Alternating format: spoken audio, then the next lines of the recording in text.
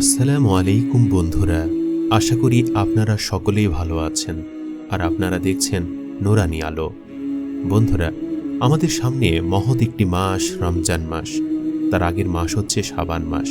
এই শাবান মাসের অতীব গুরুত্ব রয়েছে। রমজানের আগে শাবান মাসের কি কি গুরুত্ব, করণীয়, বর্জনীয় এবং ফজিলত কি কি রয়েছে এ মাসের, সে সম্পর্কে বিস্তারিত আলোচনা করব ইনশাআল্লাহ। তাই বিশ্বাস রাখি রমজানের প্রস্তুতি হিসাবে শাবান মাসে কি কি করবেন সে বিষয়ে জানতে অবশ্যই আমাদের সাথেই থাকবেন। শাবান ও রমজান উভয়টি গুরুত্ববহ ও ফজিলতপূর্ণ মাস। রমজানের গুরুত্ব তো প্রায় সকলেই বোঝেন, কিন্তু শাবান মাসের গুরুত্ব সম্পর্কে হয়তো কেউ কেউ যথাযথ ওয়াকিবহাল নন। শাবান মাসকেও নবীজি সাল্লাল্লাহু আলাইহি ওয়াসাল্লাম গুরুত্ব দিতেন, গুরুত্বের সাথে রোজা রাখতেন এবং অন্যান্য আমল করতেন। নবী করিম সাল্লাল্লাহু আলাইহি ওয়াসাল্লাম বলেছেন, শাবান মাস আমার মাস। হযরত ইমাম মুহাম্মদ বাকির রহমাতুল্লাহি আলাইহি বলেছেন, রাত সমূহের মধ্যে কদরের রাতের পর 15 শাবানের রাত হল সর্বোত্তম রাত। শাবান মাস রমজান মাসে প্রবেশ করার ভূমিকা। আল্লাহর আতিথ্যে প্রবেশ করার পূর্বে মুমিনদের এই মাস থেকে প্রস্তুতি নেওয়া কর্তব্য। অতএব আমাদের উচিত আল্লাহর সাহায্য কামনার মাধ্যমে ঐকান্তিকতার সাথে তার নৈকট্য অর্জন করার জন্য পরিপূর্ণ চেষ্টা করা। নবী করিম সাল্লাল্লাহু আলাইহি ওয়াসাল্লাম রমজান ছাড়া শাবান মাসে সর্বাধিক রোজা রাখতেন। মা আয়েশা রাদিয়াল্লাহু তাআলা আনহা থেকে বর্ণিত, তিনি বলেন, আমি রাসূলুল্লাহ সাল্লাল্লাহু আলাইহি ওয়াসাল্লামকে রমজান ছাড়া অন্য কোনো মাসে পূর্ণ মাস রোজা রাখতে দেখিনি, আর আমি তাকে রমজান ব্যতীত শাবান মাস অপেক্ষা এত অধিক পরিমাণে রোজা রাখতে আর কোনো মাসই দেখিনি। সহিহ বুখারী হাদিস 1969। অপর এক বর্ণনায় মা আয়েশা রাদিয়াল্লাহু তাআলা আনহা বলেন, রোজা রাখার জন্য নবী সাল্লাল্লাহু আলাইহি সাল্লামের কাছে সর্বাধিক প্রিয় মাস ছিল শাবান মাস। সুনানে আবু দাউদ হাদিস নাম্বার 2431।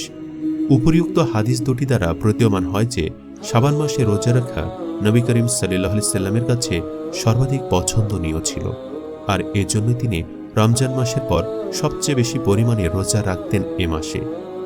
শাবানের রোজার নিগূঢ় রহস্য। আল্লামা তাবারী রাহমাতুল্লাহি আলাইহি শাবানের রোজা তাৎপর্যপূর্ণ হওয়ার 6টি উল্লেখযোগ্য কারণ বর্ণনা করেছেন।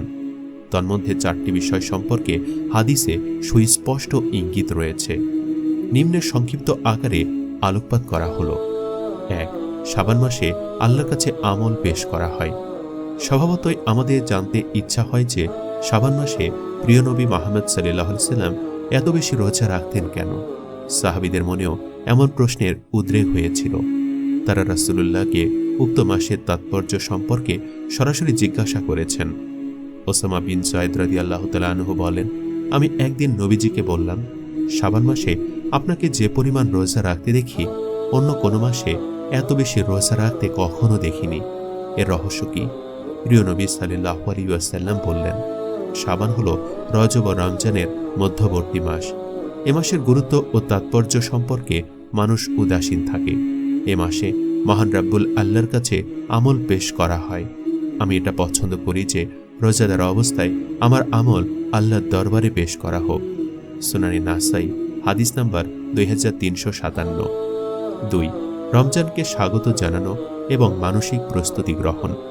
শাবানে রোজা রাখার অর্থ হল রমজানের প্রস্তুতি গ্রহণ করা, রমজানকে স্বাগত জানানো, দীর্ঘ 1 মাস রোজা রাখার জন্য নিজের দেহ ও মনকে প্রস্তুত করা। আনাস রাদিয়াল্লাহু তাআলা আনহু থেকে বর্ণিত, তিনি বলেন, রাসূলুল্লাহ সাল্লাল্লাহু আলাইহি সাল্লামকে জিজ্ঞাসা করা হলো, রমজান মাসের পর সর্বোত্তম রোজা কোনটি? তিনি বলেন, রমজানের সম্মানার্থে শাবান মাসে রোজা সর্বোত্তম। তিরমিজি 1/144। রমজানের শ্রেষ্ঠত্ব ও মহত্ব, মানসিক প্রস্তুতি, শারীরিক আত্মিক শক্তি উৎপাদন, রাহমত, মাগফিরাত ও নাজাত লাভের ফুসরত এবং বিপুল পরিমাণ নেকি অর্জনের মানসিকতা সৃষ্টি হয় এই শাবান মাসেই। সহজ কথায়, নফল নামাজ যেমন ফরজ নামাজের সম্পূরক, তদ্রূপ শাবানের রোজাও রমজানের ফরজ রোজার সম্পূরক।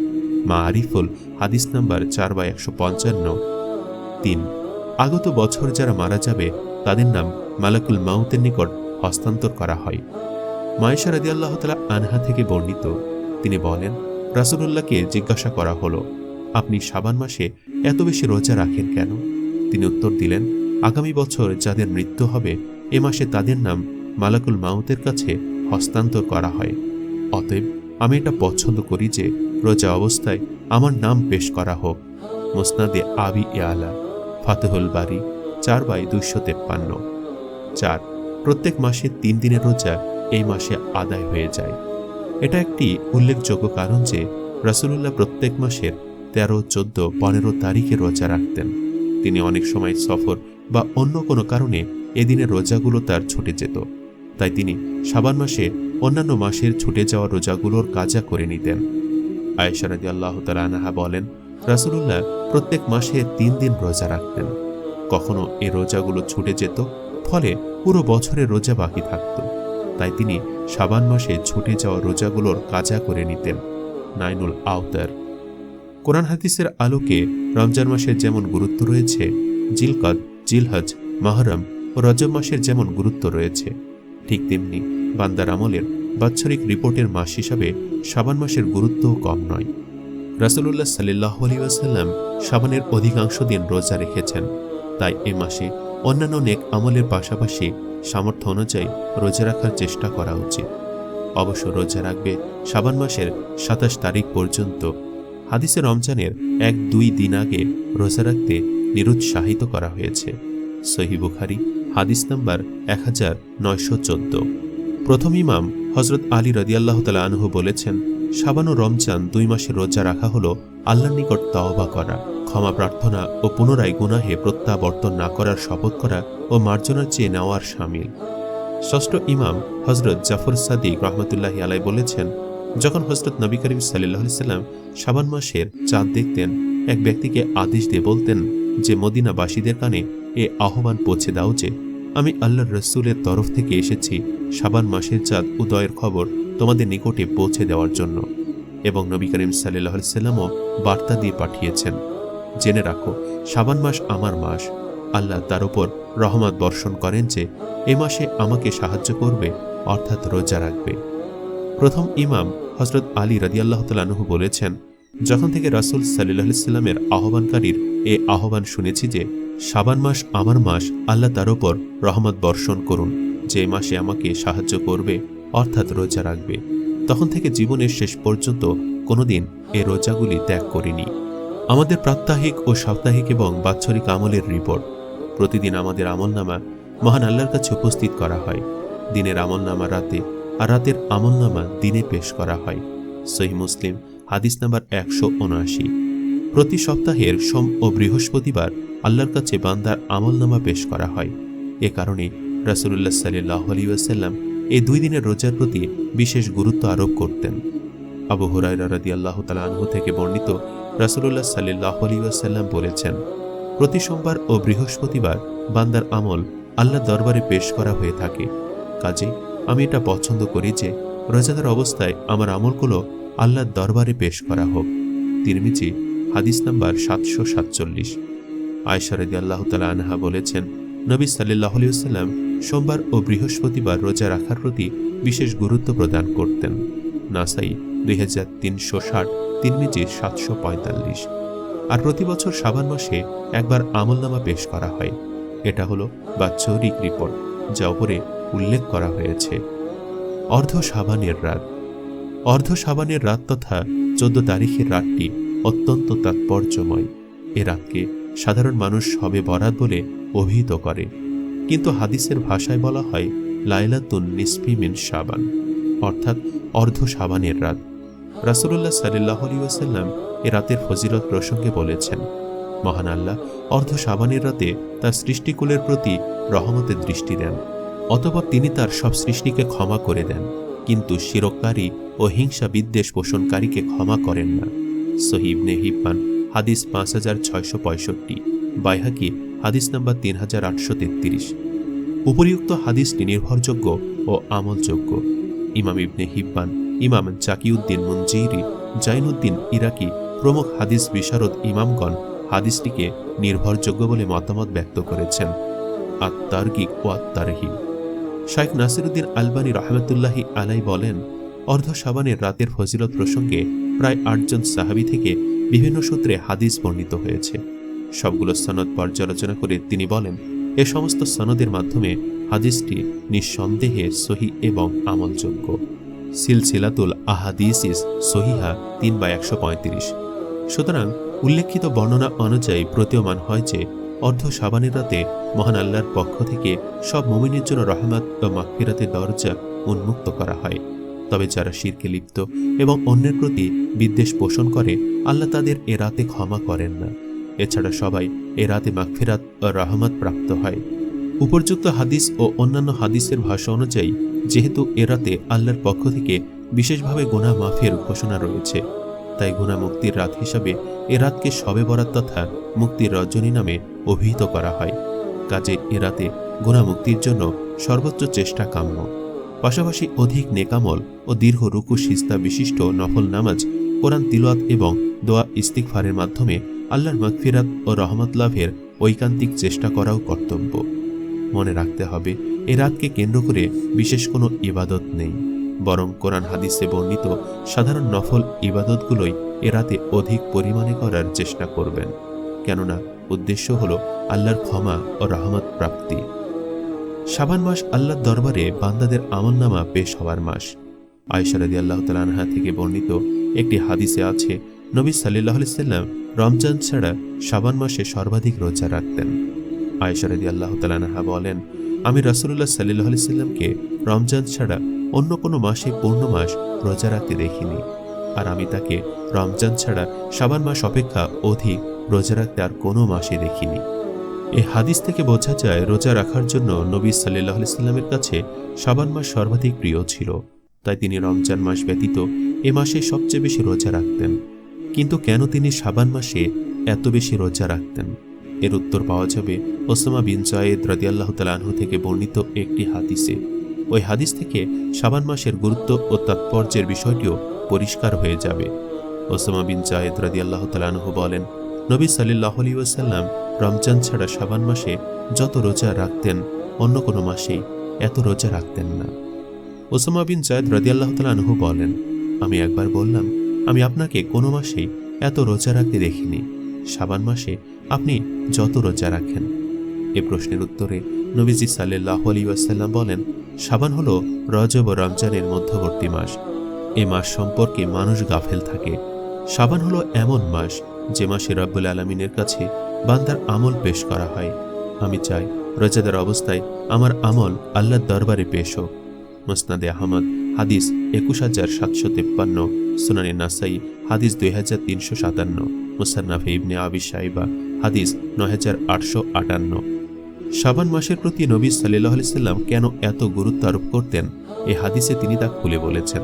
তার কথার মর্ম হল, এ মাসে বান্দার আমল আল্লাহর দরবারে পেশ করা হয়, কাজে এ মাসটি গুরুত্বের দাবিদার। তাছাড়া সামনে রমজান আসছে, ফজিলতপূর্ণ মাস হিসেবে রমজানকে গুরুত্ব প্রদান করা হয়। শাবান মাসের আগে রজব মাস আসে। রজব মাস পবিত্র 4 মাসের একটি, তাই রজব মাসকেও গুরুত্ব প্রদান করা হয়। মাঝখানে শাবানের ব্যাপারে গাফিলতি হয়ে যায়। নবী সাল্লাল্লাহু আলাইহি সাল্লাম সতর্ক করলেন যে, দেখো, একটি বিশেষ দৃষ্টিকোণ থেকে এই মাসটিও গুরুত্বের দাবিদার। এ মাসে বান্দার গোটা বছরের আমলনামা আল্লাহর দরবারে পেশ করা হয়, তাই শাবান আল্লাহর দরবারে আমলনামা পেশ হওয়ার মাস। কাজে এ মাসেরও যথাযথ কদর করা চাই। এ কারণে আমি এ মাসে এত রোজা রাখি। ইমাম ইবনে রজব রাহিমাহুল্লাহ এই হাদিস সম্পর্কে আলোচনা করতে গিয়ে একটি গভীর বিষয়ের প্রতি দৃষ্টি আকর্ষণ করেছেন।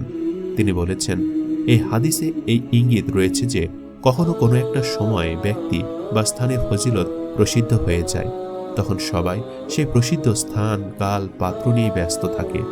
অথচ ভিন্ন বিবেচনায় অন্য কোনো স্থান, কাল, পাত্র সেই প্রসিদ্ধ স্থান, কাল, পাত্রের চেয়েও উত্তম হতে পারে, কিন্তু অনেকে সেদিকে লক্ষ্যই করে না।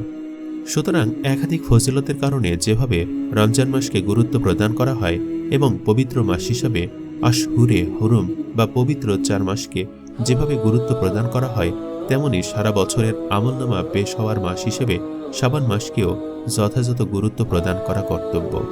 আর এই গুরুত্ব প্রদান করার উপায় হলো সব ধরনের গুনাহ থেকে বেঁচে থেকে নেক আমলের প্রতি যত্নবান হওয়া। শাবান মাসের অধিকাংশ দিন রোজা রেখে নবী সাল্লাল্লাহু আলাইহি সাল্লাম উম্মতকে এই নির্দেশনা দিয়ে গেছেন। প্রসঙ্গত এখানে উল্লেখ করে দেওয়া প্রয়োজন, সহিহ হাদিসে আছে, আল্লাহর দরবারে প্রতিদিন বান্দাদের আমলনামা পেশ করা হয়। দিনের আমলনামা রাতে আর রাতের আমলনামা দিনে পেশ করা হয়। এটি হলো প্রতিদিনের আমলনামা। অপর একটি সহিহ হাদিসে আছে যে সপ্তাহে সোমবার ও বৃহস্পতিবার আমলনামা পেশ করা হয়। এটি হলো সাপ্তাহিক আমলনামা। আর একবার পেশ করা হয় বাৎসরিকভাবে, সেটা হলো শাবান মাস। এখানে সেটার কথাই বলা হয়েছে। উক্ত বর্ণনা সমূহ থেকে স্পষ্ট যে নবী সাল্লাল্লাহু আলাইহি সাল্লাম আল্লাহর দরবারে আমলনামার পেশ করা হবে এ বিষয়টির প্রতি গুরুত্ব আরোপ করে শাবান মাসে সর্বাধিক রোজা রাখতেন।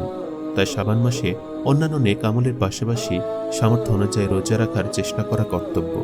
কিন্তু রোজা রাখবে শাবান মাসের ২৭ তারিখ পর্যন্ত। হাদিসে রমজানের ১-২ দিন আগে রোজা রাখতে নিরুৎসাহিত করা হয়েছে। লাইলাতুন নিসফি মিন শাবানের ফজিলত। শাবান মাসের একটি ফজিলত হল অর্ধ শাবানের রাত, অর্থাৎ ১৪ শাবান দিবাগত রাত। বন্ধুরা, আমরা এই নিসফি মিন শাবান নিয়ে বিস্তারিত আলোচনা করব এর পরের ভিডিওতেই, সুতরাং আমাদের চ্যানেলটি সাবস্ক্রাইব করে রাখুন। সহিহ হাদিসের আলোকে চলুন শাবান মাস সম্পর্কে জানা যায়। পূর্ববর্তী আলোচনা থেকে আমরা দেখেছি যে সফর থেকে রজব পর্যন্ত ৬ মাসের কোনো বিশেষ ফজিলত হাদিস দ্বারা প্রমাণিত নয়। শাবান মাস তদ্রূপ নয়। সহিহ হাদিসে শাবান মাসের নিম্নলিখিত ফজিলতগুলো প্রমাণিত। ১. এ মাসে রাসূলুল্লাহ সাল্লাল্লাহু আলাইহি ওয়াসাল্লাম বেশি বেশি সিয়াম পালন করতে ভালোবাসতেন। তিনি সাধারণত এ মাসের অধিকাংশ দিন একটানা সিয়াম পালন করতেন বলে বুখারী ও মুসলিম সংকলিত সহিহ হাদিসে বর্ণিত হয়েছে। এমনকি বুখারী ও মুসলিমের কোনো কোনো হাদিসে উল্লেখ করা হয়েছে যে তিনি শাবান মাস পুরোটাই নফল সিয়ামে কাটাতেন। তিনি এ মাসে কিছু সিয়াম পালন করতে সাহাবীগণকে উৎসাহ প্রদান করতেন। ২. আহমদ, নাসাই প্রমুখ মুহাদ্দিস সংকলিত মোটামুটি গ্রহণযোগ্য বা হাসান পর্যায়ের হাদিসে উল্লেখ করা হয়েছে যে শাবান মাসে বান্দার আমল আল্লাহর দরবারে পেশ করা হয়। এজন্য এ মাসে বেশি বেশি নফল সিয়াম পালন করা উচিত। ৩. শাবান মাসের মধ্যম রজনী বা ১৫ই শাবানের রাতে মহান আল্লাহ তার বান্দাদেরকে ক্ষমা করেন বলে সহিহ হাদিসে বর্ণিত হয়েছে। এ সকল সহিহ ও হাসান হাদিসের পাশাপাশি এ মাসের ফজিলত ও ইবাদতের বিষয়ে অনেক জাল হাদিসও প্রচলিত রয়েছে। এ জাল হাদিসগুলোকে আমরা দুভাগে ভাগ করতে পারি। ১. সাধারণভাবে শাবান মাস বিষয়ক ও ২. শাবান মাসের মধ্যম রজনী বা শবে বরাত বিষয়ক। আমাদের দেশে দ্বিতীয় বিষয়টি প্রসিদ্ধি লাভ করেছে। এজন্য প্রথম বিষয়ে সংক্ষেপে আলোচনা করে আমরা দ্বিতীয় বিষয়ে বিস্তারিত আলোচনা করব ইনশাআল্লাহ। শাবান মাস বিষয়ক জাল ও ভিত্তিহীন কথাবার্তা। বারোচান্দের ফজিলত জাতীয় কোনো কোনো পুস্তকে শাবান মাসের প্রথম রজনীতে বিশেষ সূরা বা আয়াত দিয়ে কয়েক রাকাত সালাত আদায়ের কথা, ফাতিমা রাদিয়াল্লাহু তাআলা আনহার জন্য বকশিশ করার কথা, শাবান মাসে নির্ধারিত পরিমাণ দরুদ শরীফ পাঠের বিশেষ ফজিলতের কথা, শাবান মাসের যে কোনো জুমার দিবসে বিশেষ সূরা দ্বারা বিশেষ পদ্ধতিতে কয়েক রাকাত সালাত আদায়ের কথা এবং সেগুলোর কাল্পনিক সওয়াবের কথা লেখা হয়েছে। এগুলো সবই ভিত্তিহীন বানোয়াট কথা। শাবান মাসে নফল সিয়াম পালন ব্যতীত অন্য কোনো প্রকারের বিশেষ ইবাদতের কথা কোনো হাদিসে বলা হয়নি। দর্শক, আমরা এই ভিডিওতে আলোচনা করার চেষ্টা করেছি শাবান মাসের ফজিলত সম্পর্কে। এর পরের ভিডিওতে আমরা শবে বরাত নিয়ে বিস্তারিত আলোচনা করব ইনশাআল্লাহ। তাই এই ভিডিওটি আপনাদের যদি ভালো লেগে থাকে তাহলে ভিডিওটিতে একটি লাইক দিয়ে বেশি বেশি শেয়ার করে রাখুন। আর অবশ্যই আমাদের চ্যানেলটি সাবস্ক্রাইব করতে ভুলবেন না। আল্লাহর দোয়ায় সবাই ভালো থাকবেন, সুস্থ থাকবেন। আল্লাহ হাফেজ।